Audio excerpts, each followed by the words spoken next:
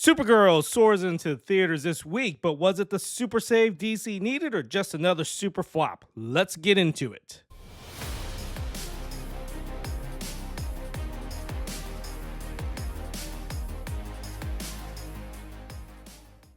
Supergirl is the newest installment for James Gunn's DC cinematic universe following the 2025 Superman movie. This will be a spoiler free review, so we're just going to talk about general thoughts and ideas. You can feel free to watch even if you haven't seen the movie yet.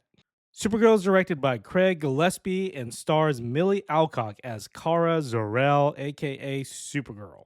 Now, when I first saw the trailer for Supergirl, my thought was this looks and feels a lot like Guardians of the Galaxy, which isn't necessarily a bad thing. Guardians of the Galaxy 1 and 3 are actually some of my favorite movies from the Marvel Cinematic Universe. It balances a quirky group of characters, introduces you to characters that are lesser known, and makes you fall in love with them.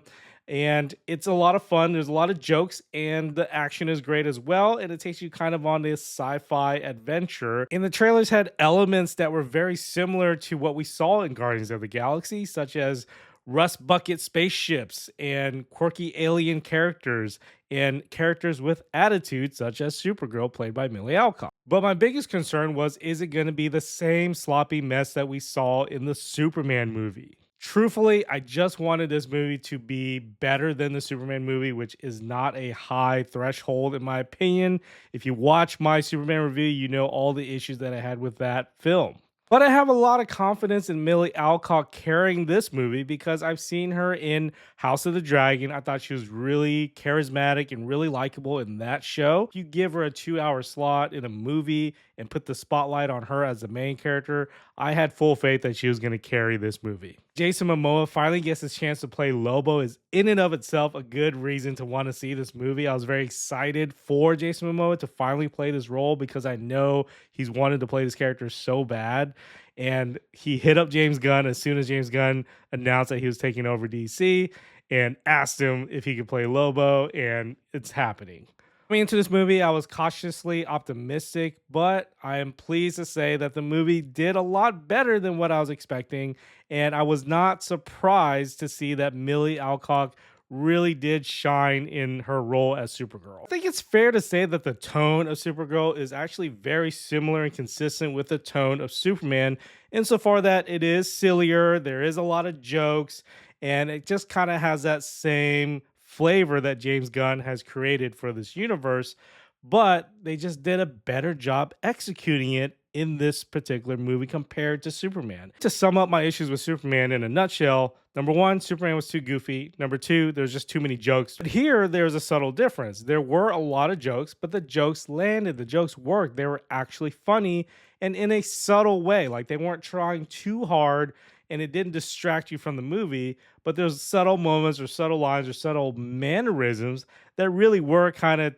charming and humorous. Secondly, even though Millie Alcock played Supergirl slash Kara Zor-El as a kind of funny character to watch in terms of her snarkiness, her sarcasm, and her attitude, it works because the character calls for it, right? This particular version of Supergirl is kind of a drunken mess, and you understand why she is the way she is because she's coping with the pain of losing Krypton, losing her family, and leaving home and feeling out of place. Right? Really works well when you see her kind of drinking away her sorrows and not really taking life and responsibilities seriously because she's kind of in a funk.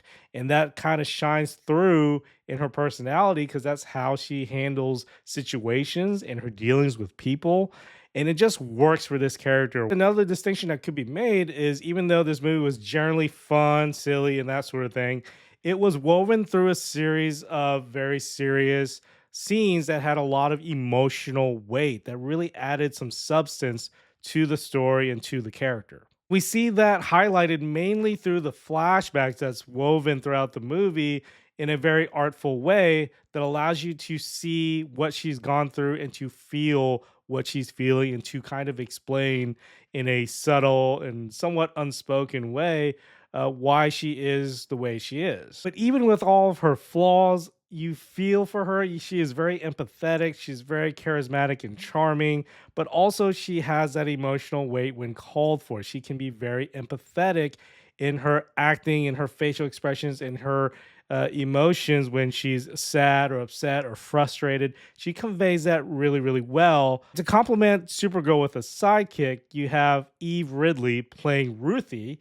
who's a young girl who also is on a quest alongside with Supergirl. Typically, kid actors don't come off too well, but I thought Eve Ridley did a really good job of maintaining some level of seriousness and emotional weight throughout the movie because she is the one that's trying to get revenge for what happened with her family. Ruthie's character brings a level of balance to contrast with Supergirl's character, who's kind of quirky and messy, whereas Ruthie is very serious and determined. Jason Momoa as Lobo is as fantastic as you would imagine. He's perfect for the role. He looks great. He is funny, he is hilarious, and he is very likable. And he's not overused. He doesn't overstay his welcome. Matthias Schoenaerts, I'm not sure if I'm pronouncing his name right, plays Krem, the villain of this movie. And that's probably the most disappointing aspect of the movie. I thought he was very generic, very boring, and just generally dislikable, even as a villain. He didn't have much depth, he didn't have much backstory, and maybe that was the point. He felt very insignificant to the whole thing and very one dimensional.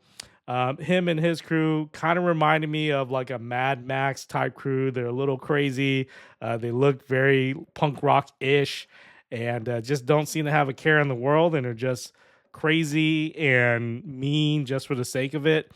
So I wish the character, the villain, had more to do, more to say, but it's just not one of those kind of villains, and that's somewhat disappointing. But with the plot being as simple as it was, you didn't really need the villain to be much more than what they portrayed him as.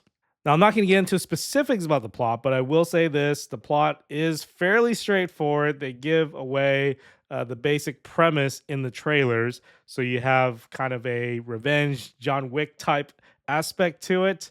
But when it comes down to it, it's really about saving the dog and getting revenge. Could the plot have used a little bit more nuance and layers and complexity? Sure. But that doesn't take away from what they did deliver on and what they're aiming for. So if they're just giving you kind of this adventure where a lot of fun things happen along the way, but the plot in and of itself is a fairly straightforward A to B, I'm okay with that. Visuals and the action were absolutely stunning in this movie. The action was done in such a way that it just felt messy and scrappy, and I love that about this fighting style. Supergirl as a character is kind of messy and has an attitude, and the way she fights is also reflective of that. There's an actual bar fight which you see in the trailer, but every other fight also kind of has that same aesthetic in terms of being very chaotic, almost like a WWE wrestling type chaos where things are being smashed everywhere and people are being thrown around and thrown against the wall. And I just like that style for this character to be fighting in such a all-out brawl kind of fashion, mixed in with some superhero powered stuff, because it's kind of different from your squeaky clean superhero battles that we've seen in so many movies. Aside from the fights, you have the visuals, meaning the backgrounds, the settings, the different planet systems that they go to, and each specific characteristic of each planet, and every place that has kind of a different visual background, and the suns and the colors. They did a really good job giving us a variety of visuals, and also the way that some of the powers were used, like her heat vision was used very effectively. Give you a pretty rich array of different types of alien creatures and characters, and it felt very similar to kind of your vintage old school Star Wars characters or even your Guardians of the Galaxy characters, because you have kind of a wide world of different creatures that exist. And it was really fun to see different types of characters interacting with each other. And it added a nice diversity as far as the visuals. So you have those characters, you have these great backgrounds, you have those great colors and lighting, and it just worked really well to bring it all together visually. I thought the soundtrack was very well coordinated, balancing between your typical superhero scores, but also some quirky, familiar music to add a little flavor and personality as well. The flashbacks that they use really carry the emotional weight of the movie, particularly when they depict how she experienced losing Krypton and losing her family and having to travel to Earth. That was probably one of my favorite scenes, which is essentially an origin scene to show how she came to be and how she came to Earth and what she had to go through on Krypton before that happened. So overall, even though the tone was the same as the Superman movies and there was a lot of humor and there were some quirky characters, it just worked so much better here. It's just well executed in this movie. Millie did a good job conveying what Supergirl should be like, which is very different from Superman. Superman is kind of immature, he's kind of naive, and he's a little bit of a little boy inside his head, right? Whereas Supergirl's gone through some stuff. She carries more emotional burden and baggage. Even though it was very similar in tone to the Superman movie, which I just didn't like as much, it worked here because the humor hit and she was actually very likable as a quirky, clumsy, hot mess of a character. So overall, I had a really good time watching this movie. It was funny when it wanted to be. It was emotional when it wanted to be. The action was outstanding. The characters are great. And it just did a lot better than the Superman movie, in my opinion, even though the tone was similar. So I'm going to give this movie an 88%. Pretty high, but I'm basing that off of the amount of fun and joy I had from watching this movie. So if you haven't seen the movie and you're on the fence because maybe you're jaded by the Superman movie like I was, I'm going to say give this movie a chance. But if you have seen the movie, let me know in the comments what you thought. Question for you guys. Did you like the Superman movie better or the Supergirl movie better? Let me know in the comments. And until next time, this is PK's Reviews.